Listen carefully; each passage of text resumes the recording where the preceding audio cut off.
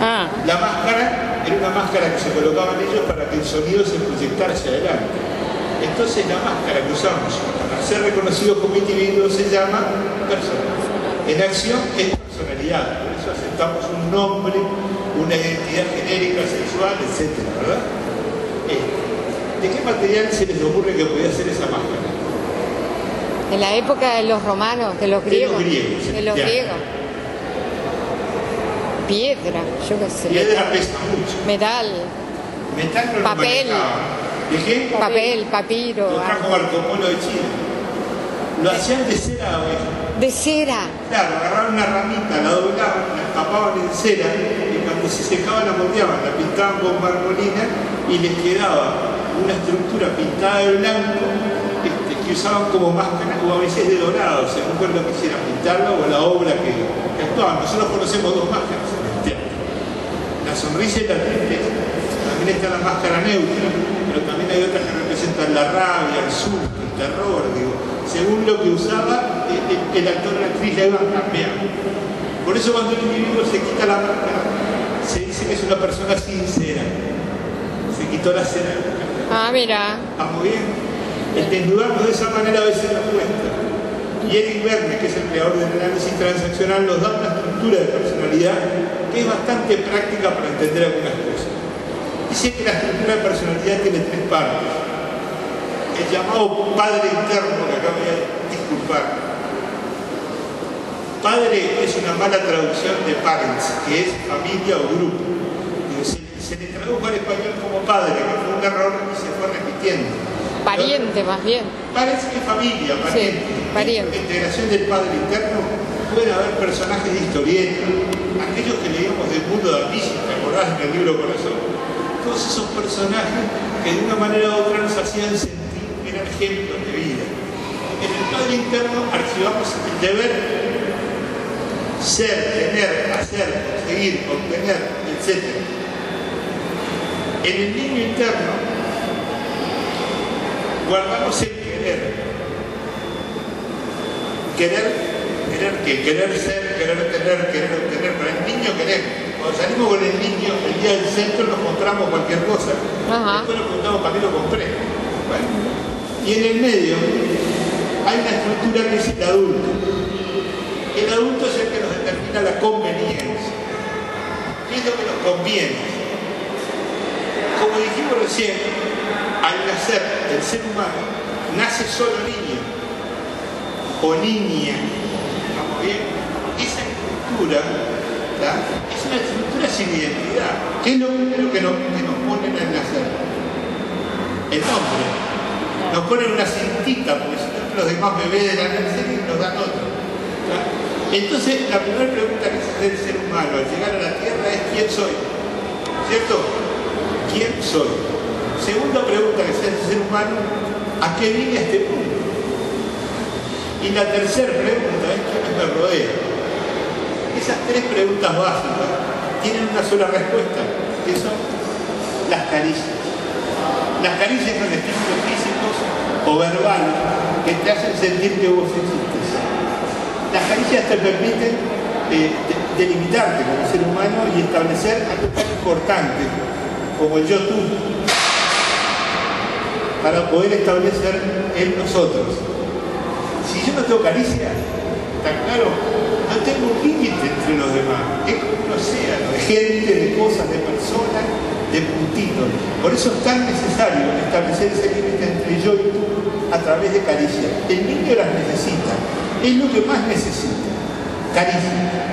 De cualquier tipo, no importa. Entonces, cuando obtiene una caricia, la que sea, archiva en el padre interno la manera en que la consiguió. ¿Vamos bien? El que no llora, no va. No mama. Si quiero mamar, ¿qué tengo que hacer? Llorar. Llorar. Entonces cuando lloro, me dan la teta. ¿Y dónde grabo eso? Acá arriba. En el padre interno, y vuelvo a disculparme con la señora, padre, madre o tutor, ¿está claro? En el padre interno está archivada nuestra autoestima.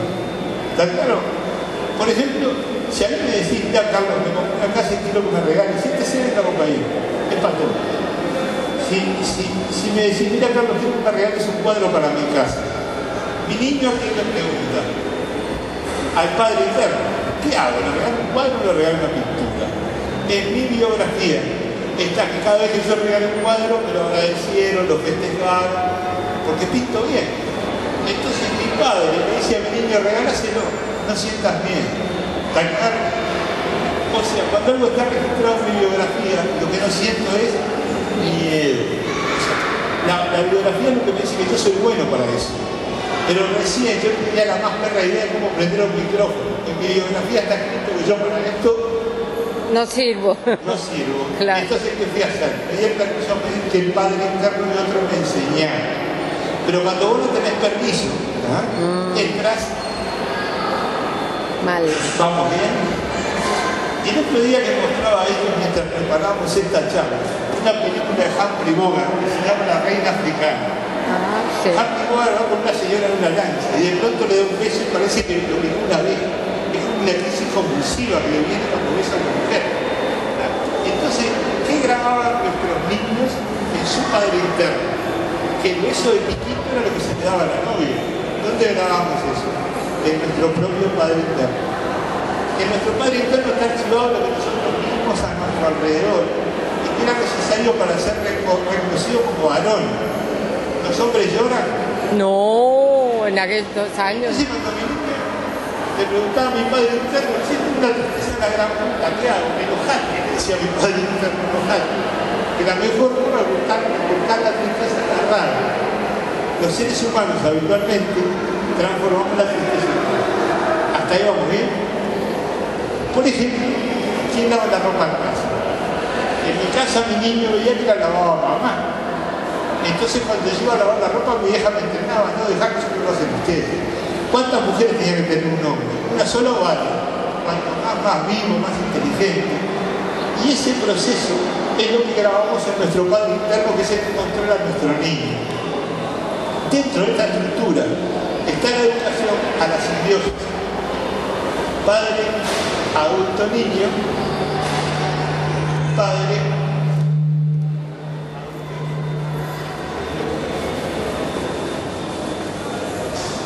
cuando nosotros nos casábamos, nos enseñaban que con nuestro padre y adulto teníamos que proteger el niño de quién?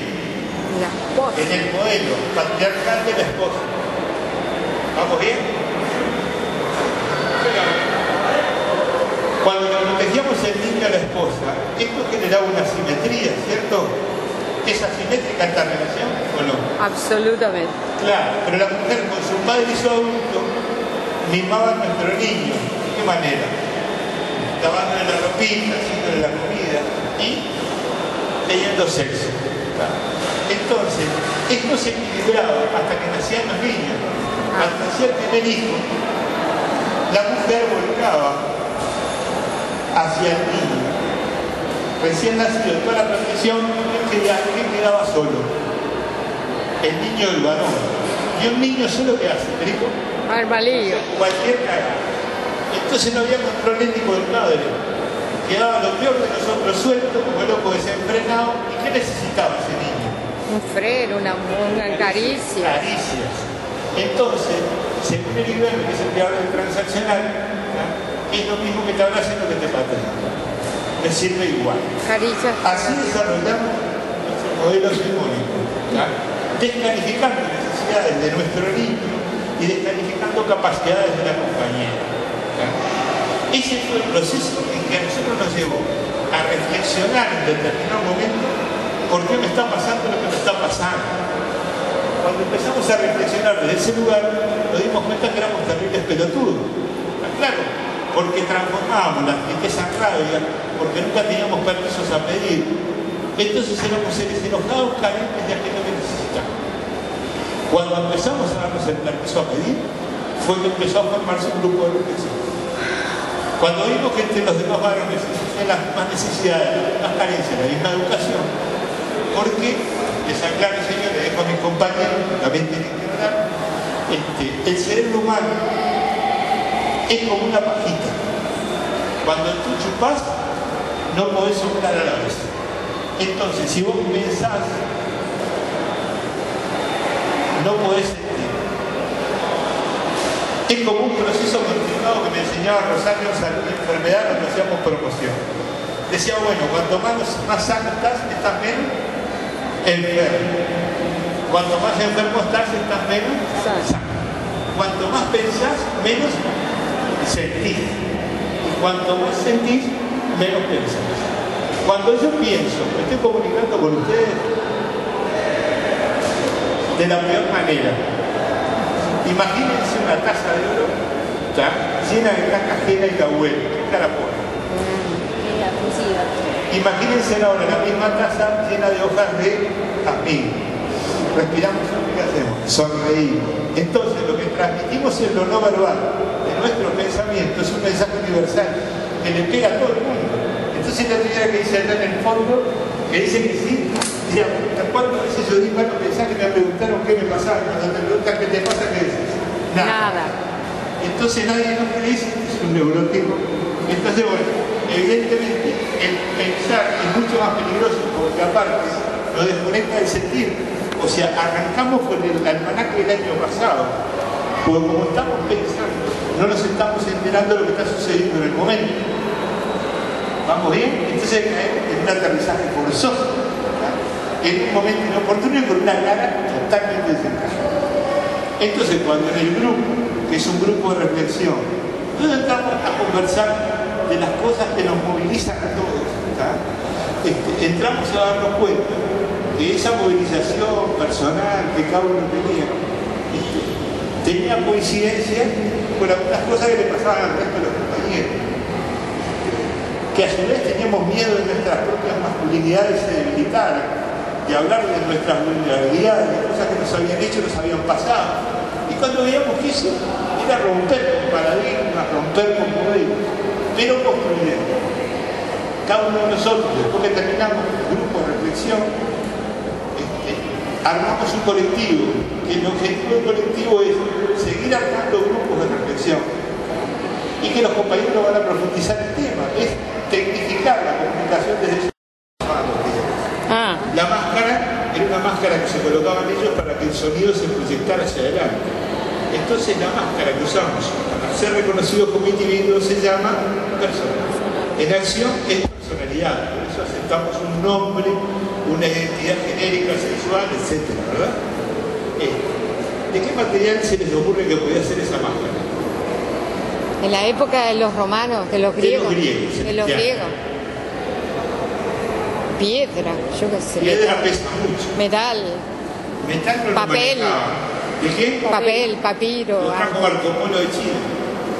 Lo hacían de cera, oveja. ¿De cera? Claro, agarraban una ramita, la doblaban, la empapaban en cera y cuando se secaba la moldeaban, la pintaban con marmolina y les quedaba una estructura pintada de blanco que usaban como máscara o a veces de dorado, según con lo que quisieran pintarla o la obra que actuaban. Nosotros conocemos dos máscaras en el teatro: la sonrisa y la tristeza. También está la máscara neutra, pero también hay otras que representan la rabia, el susto, el terror, digo. Según lo que usaba, el actor o la actriz la iban cambiando. Por eso cuando el individuo se quita la máscara, se dice que es una persona sincera. Se quitó la cera. Ah, mira. ¿Estamos bien? El desnudarnos de esa manera a veces nos cuesta. Y Eric Verne, que es el creador del análisis transaccional, nos da una estructura de personalidad que es bastante práctica para entender algunas cosas. Dice que la estructura de personalidad tiene tres partes. El llamado padre interno, que acá me voy a disculpar. Padre es una mala traducción de parents, que es familia o grupo. Se le tradujo al español como padre, que fue un error y se fue repitiendo. Pariente, más bien.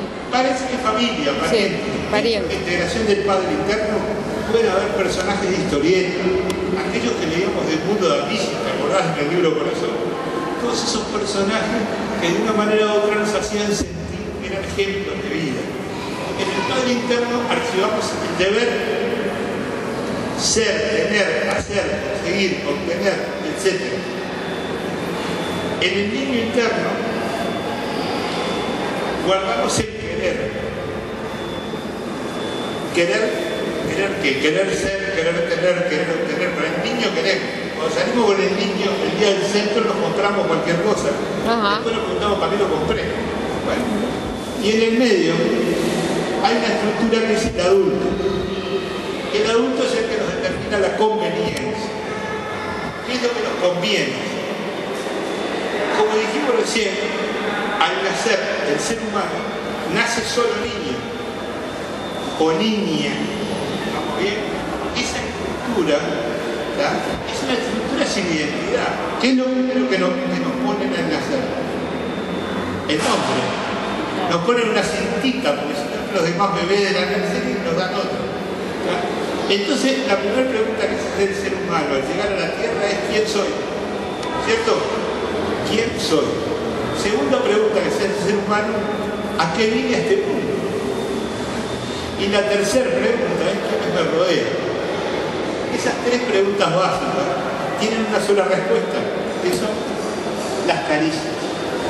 Las caricias son estímulos físicos o verbales que te hacen sentir que vos existes. Las caricias te permiten delimitarte como ser humano y establecer algo tan importante como el yo-tú para poder establecer en nosotros. Si yo no tengo caricia, está claro, no tengo un límite entre los demás. Es como un océano de gente, de cosas, de personas, de puntitos. Por eso es tan necesario establecer ese límite entre yo y tú a través de caricias. El niño las necesita. Es lo que más necesita. Caricia. De cualquier tipo, no importa. Entonces, cuando obtiene una caricia, la que sea, archiva en el padre interno la manera en que la consiguió. ¿Vamos bien? El que no llora, no mama. No mama. Si quiero mamar, ¿qué tengo que hacer? Llorar. Llorar. Entonces cuando lloro, me dan la teta. ¿Y dónde grabo eso? Acá arriba. En el padre interno, y vuelvo a disculparme con la señora, padre, madre o tutor, ¿está claro? En el padre interno está archivada nuestra autoestima. ¿Está claro? Por ejemplo, si a mí me decís, mira Carlos, me compré una casa y quiero que me regales, este se ve la cocaína, es para todo. Si me decís, mira Carlos, quiero que me regales un cuadro para mi casa, mi niño aquí me pregunta al padre interno, ¿qué hago? ¿Le regalo un cuadro o le regalo una pintura? En mi biografía está que cada vez que yo regalé un cuadro me lo agradecieron, lo festejaron, porque pinto bien. Entonces mi padre me dice a mi niño, regáláselo, no sientas miedo. ¿Está claro? O sea, cuando algo está registrado en mi biografía, lo que no siento es miedo. O sea, la biografía es lo que me dice que yo soy bueno para eso. Pero recién yo tenía la más perra idea de cómo prender un micrófono. En mi biografía está escrito que yo para esto no sirvo. No sirvo. Claro. Entonces, ¿qué fui a hacer? Pedí el permiso a pedir que el padre interno y otro me enseñara. Pero cuando vos no tenés permiso, entras mal. ¿Vamos bien? Y el otro día que mostraba esto mientras preparábamos esta charla, una película de Humphrey Bogart que se llama La Reina Africana. Sí. Humphrey Bogart va con una señora en una lancha y de pronto le da un beso y parece que lo ubicó una vez. Es como una crisis convulsiva que le viene cuando besa a una mujer. Entonces, ¿qué grababan nuestros niños en su padre interno? Que el beso de piquito era lo que se le daba a la novia. ¿Dónde grabamos eso? En nuestro propio padre interno. En nuestro padre interno está archivado lo que nosotros vimos a nuestro alrededor y que era necesario para ser reconocido como varón. ¿Los hombres lloran? No, en aquellos años. Entonces cuando mi niña le preguntaba a mi padre interno, si tengo una tristeza en la gran puta, ¿qué hago? Me enojaste, le decía mi padre interno, enojaste. Que la mejor forma de buscar la tristeza es la rabia. Los seres humanos habitualmente transformamos la tristeza. Hasta ahí vamos bien. Por ejemplo, ¿quién lava la ropa en casa? En mi casa mi niño veía que la lavaba mamá. Entonces cuando yo iba a lavar la ropa mi vieja me entrenaba, no dejar que eso lo hacen ustedes. ¿Cuántas mujeres tiene que tener un hombre? Una sola o varias. Cuanto más vivo, más inteligente. Y ese proceso es lo que grabamos en nuestro padre interno, que es el que controla a nuestro niño. Dentro de esta estructura está la educación a la simbiosis. Padre, adulto, niño, padre.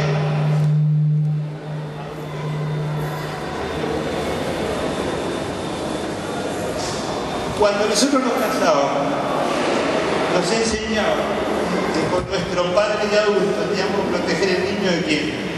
La esposa. En el modelo patriarcal de la esposa. ¿Vamos bien? Pero, cuando le protegíamos el niño a la esposa, esto generaba una simetría, ¿cierto?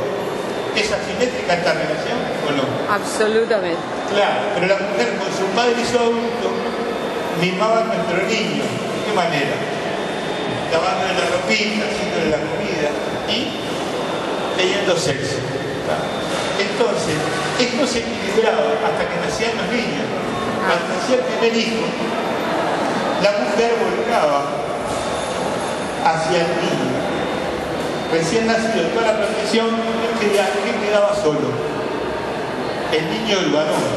Y un niño solo que hace, ¿perico? Armalillo. Cualquier cara. Entonces no había control ético del padre. Quedaba lo peor de nosotros suelto, como el loco desenfrenado. ¿Y qué necesitaba ese niño?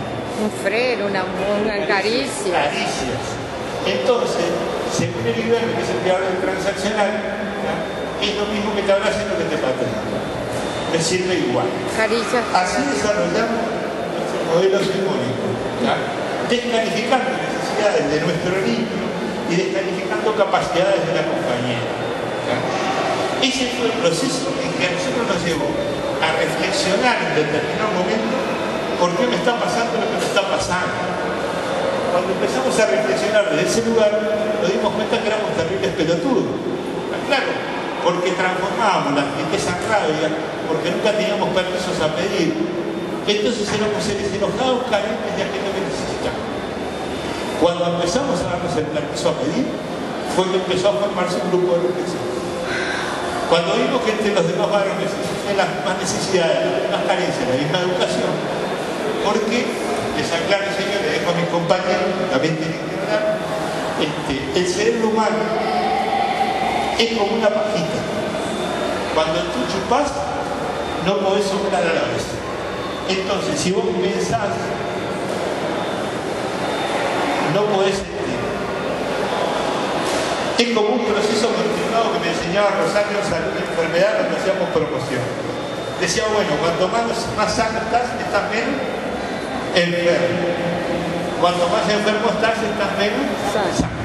Cuanto más pensás, menos sentís. Y cuanto más sentís, menos pensás.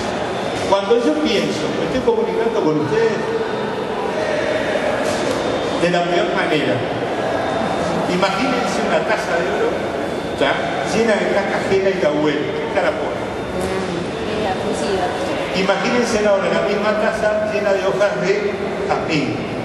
Respiramos y ¿qué hacemos? Sonreímos. Entonces lo que transmitimos en lo no verbal de nuestro pensamiento es un mensaje universal que le pega a todo el mundo. Entonces la primera que dice acá en el fondo, que dice que sí, mira, ¿cuántas veces yo di malos mensajes que me preguntaron qué me pasaba? Cuando te preguntan qué te pasa, ¿qué dices? Nada. Entonces nadie no cree, es un neurótico. Entonces, bueno, evidentemente el pensar es mucho más peligroso porque aparte lo desconecta del sentir. O sea, arrancamos con el almanaque del año pasado, porque como estamos pensando, no nos estamos enterando de lo que está sucediendo en el momento. ¿Vamos bien? Entonces caemos en un aterrizaje forzoso, en un momento inoportuno y con una cara totalmente desencajada. Entonces, cuando en el grupo, que es un grupo de reflexión, nos sentamos a conversar de las cosas que nos movilizan a todos, entramos a darnos cuenta que esa movilización personal que cada uno tenía coincidencia con algunas cosas que le pasaban al resto de los compañeros. Que a su vez teníamos miedo de nuestras propias masculinidades se debilitaran, de hablar de nuestras vulnerabilidades, de cosas que nos habían hecho, nos habían pasado. Y cuando veíamos que eso era romper con paradigmas, romper con modelos, pero construyendo. Cada uno de nosotros, después que terminamos el grupo de reflexión, armamos un colectivo, que el objetivo del colectivo es seguir armando grupos de reflexión y que los compañeros van a profundizar el tema, es tecnificar la comunicación desde